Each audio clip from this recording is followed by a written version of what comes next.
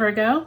Welcome to Scorpio Soul Time. I'm Ronique. I hope you all are doing well. Welcome to your July 2025 monthly tarot reading. This is where we're going to look at the astrological energies of the month of July. We do have Uranus moving into Gemini, which is big energy shifts because we've had Uranus in Taurus for about 7 years. So this is going to be big for all of us, as well as retrograde season begins. So Neptune, Mercury, Saturn, and Chiron, even though Chiron is not a planet, still majorly affects us.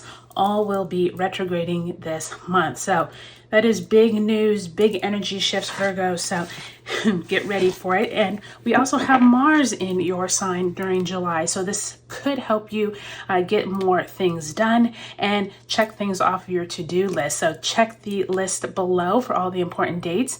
Virgo, if you haven't subscribed, I would love if you would. Perfectly free to you. All you have to do is hit the subscribe button. All right, Virgo, let's go week by week. So we start off that first week of July, 3 of Pentacles, working with groups of people, as well as the Sun card, Leo energy, major arcana, beautiful there. Look at that. By the time we move into the second week, the Star card, Aquarius energy, as well as the 10 of Swords, hopefully getting to the end of a mental strain for you. By the time we are getting to the third week, 2 of Cups in reverse, as well as the 5 of Swords. So you can definitely see an energy shift here once we get into the third week of the month. More swords, 4 of Swords, resting, possibly health situations. And lastly, the 6 of Cups, someone hopefully helping you with a situation from the past, or someone who from your nostalgic past comes up. Let's go ahead and pull a card representing the energy that you bring into July. Spirit, can you send my Virgos a card representing the energy that possibly they were dealing with back in June that they bring into this new month? And look at that, the Hermit card. You come into your own reading, Virgo. So for many of you all, I do think this is representing that Mars energy that moved into your sign, I believe in June. And I do think that you all have been able to get laser focused on what it is you need to do. And I do think that for many of you all, you've been able to accomplish more goals. But if you haven't been able to, Spirit is telling you that the energy is right for it, and that as you come into July, make sure you have that to-do list. And even if you're not checking things off, maybe this is the time to start new goals, but also looking at your life and figuring out what it is that you want to do next. I do think as we come into July, though, since we do have so many retrogrades, be aware of that it could slow down, the manifestation of some of the things that you have on your list, but it does not mean that they will not be accomplished. So let's ask Spirit to send you an oracle message for the month of July. Spirit, if you can send, okay. And you have the 8 of Earth.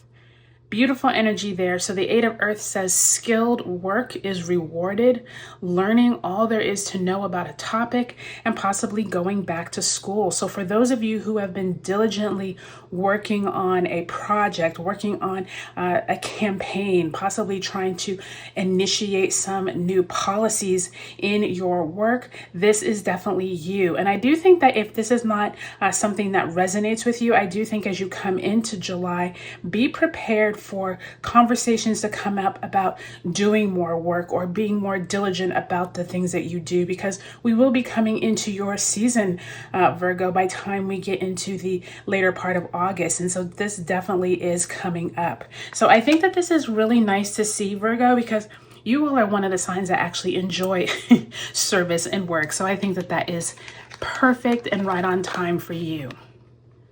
Okay, so we open up the month right off of the heels of Mercury and Leo entering retrograde shadow on June 30th. By the time we get to that first week of July, we do have big energy shifts with Neptune turning retrograde in Aries, Venus conjunct Uranus in Taurus at that 29th degree.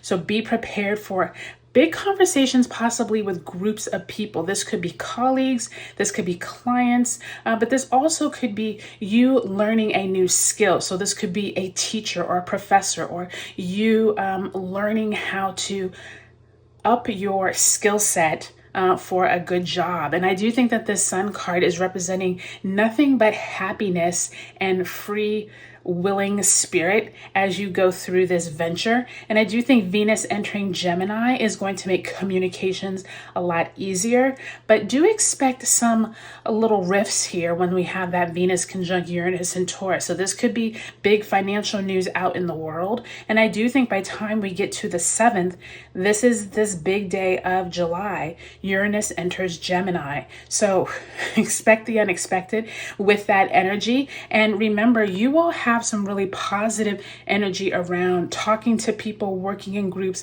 and getting some type of financial uptick, if you will, with working with people, working with the community. So I think that's really nice to see for you all, Virgo. Now, by the time you move into the second week of July, we've just come off the heels of Uranus entering Gemini, and then 3 days later, July 10th, a Capricorn full moon. Now, I will tell you that this Capricorn full moon is highlighting somewhere in your goals, your career, where you have also had some time of reflection. And I think that you're figuring out that you're now done with that cycle. You are happy to move on. And I keep seeing group conversations going on here. So Aquarius, the star card, is representing you amongst a group of people. And I do think that you're like at that Capricorn full moon, you know what? I'm ready to move on, or I'm leaving that part of me in the past and moving forward with maybe a new group of people. And so I do think that that's going to be a great conversation for yourself this month, Virgo, is like, who is it that you see spending time with, but also who is it that is going to enrich your skill set and not you just enriching theirs, okay? So I think that's very important to think about. Now, as you come into the third week of the month, 2 of Cups in reverse, 5 of Swords. This is where I see a big energy shift. This is now when we have Saturn retrograding in Aries on the 13th and Mercury retrogrades in Leo on the 18th. And then the Sun enters Leo on the 22nd. During this time, I do think there's a slowdown of communication, especially with that Mercury retrograde. I do think this 5 of Swords is like, watch your back. There are conversations with partners or people that you are in constant contact with during the day that are not for your highest good. There's a partnership that doesn't work here. There's someone hiding secrets. There's information not flowing the way that you would like it. So pay attention to that in this retrograde time during July. Saturn is definitely going to bring up some big information around lessons learned. Now that the Sun has entered Leo, this is always a more happy time of the year. But remember, everyone is not happy when, people are, lying or keeping secrets. So please keep that in mind when we go into that retrograde time in July. Now, by the time we get to that Leo new moon, this is going to be a good time for you all to create new goals, but also new aspirations on who is it that you would like to partner with? What type of people do you want to surround yourself? Remember, Leo is that more lively, conversational, dealing with family, but also being able to be out in the public, able to have more courage. So keep that in mind as you move through the third week of July.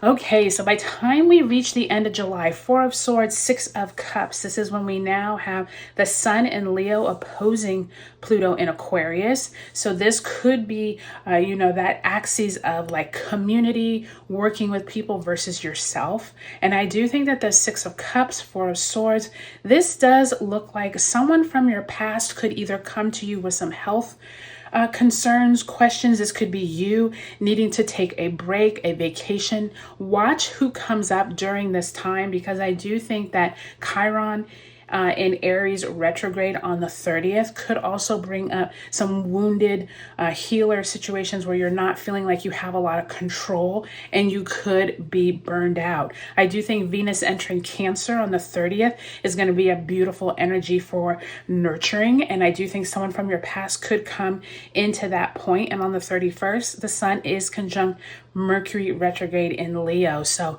communications could slow down as well towards the end of July. So overall, Virgo, I think that this is a really nice reading because I do think that you all can see this shift from the beginning of July when you have some really great conversations with people.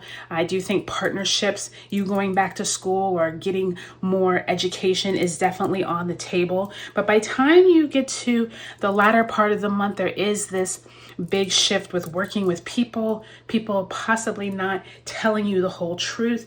And then you're like, you know what? I think I need a rest before I enter into August. So I think that this is going to be a great month for you, Virgo. Take a look at your sun, moon, and rising signs, and I'll talk to you later.